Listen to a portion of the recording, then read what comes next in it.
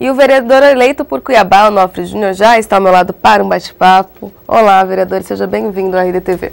Obrigado, Thalita. Obrigado ao meu amigo Romilson, aos amigos internautas e telespectadores do RDTV. Prazer estar aqui. Onofre, o senhor foi eleito com 3.112 votos, o que representou 1,01% dos votos válidos. A que o senhor atribui essa aceitação como 13º mais votado aí do Legislativo para a legislatura 2013-2016? Bom, Thalita, eu acredito que seja em função principalmente de todo o trabalho que nós já temos prestado para a nossa cidade, né?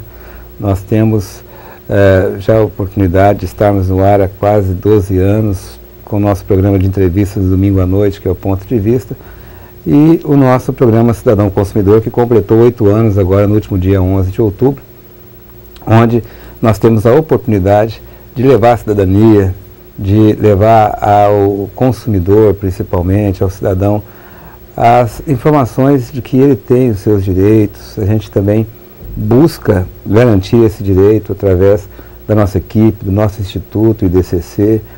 Nós temos aí mais de 15 mil pessoas que tiveram algum tipo de problema resolvido de forma direta por esse trabalho.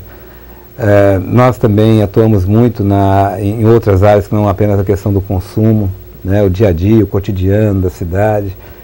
Então eu entendo que isso seja principalmente em função dessa extensa folha de serviços prestados à nossa população. O senhor atribui então a esses serviços prestados junto à TV e aos trabalhos desenvolvidos pró-consumidor como uma alternativa de voto dos eleitores agora nas eleições? Eu entendo que o eleitor demonstrou claramente que ele quer algo diferente do que ele tem visto. As urnas disseram isso, né? Muitos dizem, olha, mas a pessoa que trabalha em televisão, que tem a sua imagem exposta, ele leva vantagem. Eu creio que sim, que possa até abrir as portas. Mas se esse candidato não tiver um conteúdo, se ele não tiver realmente, que eu disse, serviços prestados, não vai resolver. Eu fui candidato em 2008. Apesar de ter sido relativamente bem votado, 2.216 votos não foram suficientes para nos eleger, né? Então eu entendo que não basta você ter a sua imagem, você trabalhar com televisão ou coisa parecida. Você tem que ter conteúdo, você tem que ter serviço prestado. O perfil do seu programa, Onofre, é justamente de fiscalizar, de buscar os direitos do consumidor e da população em geral. O trabalho do legislador consiste basicamente em fiscalizar os trabalhos do executivo. Pretende continuar esse trabalho? E no caso de situação, caso Mauro Mendes vença o segundo turno, é possível fazer esse processo de fiscalização mesmo sendo situação? Claro, até para ajudar o prefeito, até para auxiliar, até porque eu entendo que o Mauro tem as melhores das intenções e ele não consegue muitas vezes acompanhar tudo, né? E a gente vai até prestar uma assessoria, ajudá-lo a fiscalizar, porque ele, como gestor, né, principal do município, terá todo o interesse de fazer a coisa dentro da mais transparência e fazendo com que as leis sejam cumpridas. Então eu tenho certeza que ele vai até incrementar e vai incentivar para que os vereadores fiscalizem realmente. E no caso do Lúdio sendo eleito, como vai ser o trabalho de oposição? Eu não trabalho com essa hipótese não, Thalita. Eu não trabalho com essa hipótese. Eu entendo que, se Deus quiser, no próximo dia 28 de outubro, a população vai entender que o Mauro é o melhor para a nossa cidade, que ele representa mudanças, né? Que o outro lado representa o atraso, aquilo que está aí, o conchavo, a familiocracia, né? Os esquemas que são feitos para beneficiar e facilitar determinado grupo, né? E nós representamos a mudança. O Mauro, e o melhor de tudo, além de representar a mudança, é uma pessoa que tem experiência comprovada, né, que tem realmente personalidade para enfrentar de frente os problemas que a nossa cidade precisa e que a gente precisa resolver, principalmente na área da saúde. Então não há possibilidade, o senhor não pensa na possibilidade do Lúdio ser eleito? Possibilidade existe, ele está aí, ele está no segundo turno, a gente tem que respeitar. Eu disse que eu não trabalho com essa hipótese. Ainda não foi pensado na possibilidade de ser oposição na Câmara? Não. Eu penso e me imagino trabalhando com Mauro Mendes na prefeitura. O PSB elegeu 3 cadeiras no Legislativo de Cuiabá, né, agora nessas eleições. A Câmara de Cuiabá vai trabalhar com 13 partidos, com representantes de 13 partidos. Como que o senhor pretende garantir esse trânsito junto a todas essas siglas e assim garantir um trabalho mais uniforme possível? Olha, eu acho que a gente tem que estabelecer algumas diretrizes, né? Fala-se muito em composição de mesa diretora. Tenho ouvido muita gente falar, fulano é candidato, beltrano é candidato, ciclano e tal. Eu entendo que não é hora de nós pensarmos em nomes. Nós temos que pensar em posicionamento. A primeira coisa que eu acho que os vereadores precisam ter é entender a voz das urnas. O que as urnas quiseram dizer a nós, vereadores? Especialmente em relação à própria renovação. Exatamente. Então, muita gente vem falar, os pretensos candidatos, falam, o que você pensa, o que você quer? Fala, olha, eu não sei o que eu quero, não sei o que eu penso, eu sei o que eu não quero. O que eu não quero é a continuidade daquilo que a gente já vinha tendo. Quais são os pontos negativos que essa atual legislatura registra? Eu entendo que eles perderam o foco do verdadeiro papel do vereador. Você falou em fiscalização, por exemplo. Que fiscalização que nós vimos por parte dessa última legislatura? Né? Nós não vimos. A gente viu, na verdade, uma subserviência, tanto da época do Wilson como na época do Galindo. A gente não viu uma preocupação em levar à sociedade discussões sérias, importantes, como a questão do IPTU, a questão da bilhetagem eletrônica, a questão da concessão do serviço de água e esgoto. Tentaram empurrar goela abaixo a população, né? Então, são vários os pontos negativos dessa legislatura que aí passou, perderam o foco, não entenderam, né? E a resposta veio das urnas. Tá certo, Onofre, a gente vai interromper um pouquinho nosso bate-papo para um breve intervalo e na volta a gente continua falando dessas proposituras para a próxima legislatura. E você fique com a gente. Do lugar onde estamos dá para ver muita coisa. Vemos um povo determinado que acredita na força do trabalho. Enxergamos olhares curiosos, cheios de sonhos para realizar. Observamos também pessoas sem pressa. Parece até que elas já sabem onde vamos chegar. E sabe qual é o ponto de chegada? Uma cidade mais moderna, reformulada e orgulhosa por levar você cada vez mais longe. VMT, movido por um futuro melhor. Governo de Mato Grosso na Copa. Pouco a pouco a cidade vai se transformando. Em cada canto as cores do Brasil pintando. Uma cidade verde e amarela como você nunca viu. Nós somos essa torcida que tá no clima, que canta e que vibra. Todos juntos num só coração. Tô no clima da Copa pra soltar a emoção. Cuiabá já está em clima de Copa. Vamos receber este grande evento. Acesse mtnacopa.mt.gov.br e saiba tudo o que está rolando. Uma cidade verde e amarela como você nunca viu. Governo de Mato Grosso na Copa.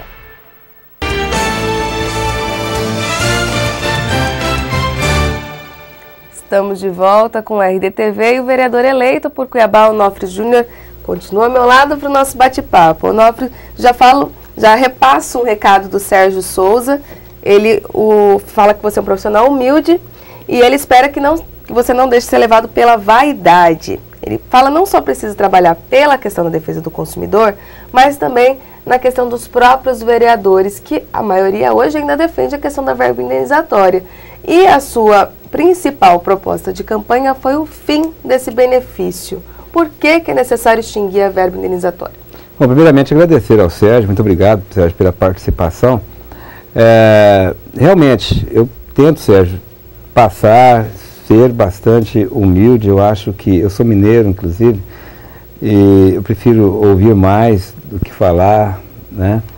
Às vezes alguma coisa que a gente fale pode soar um pouco soberba. Quando eu disse aqui que prefiro não trabalhar com a hipótese de o Lula ser prefeito, de longe quero que pareça arrogância. Pelo contrário, é que realmente eu só respondi a pergunta, eu não penso, né? Eu penso em o Mauro ser prefeito porque eu acredito na eleição do Mauro, mas que de longe isso não passa nenhum tipo de arrogância, né? Nem soberba.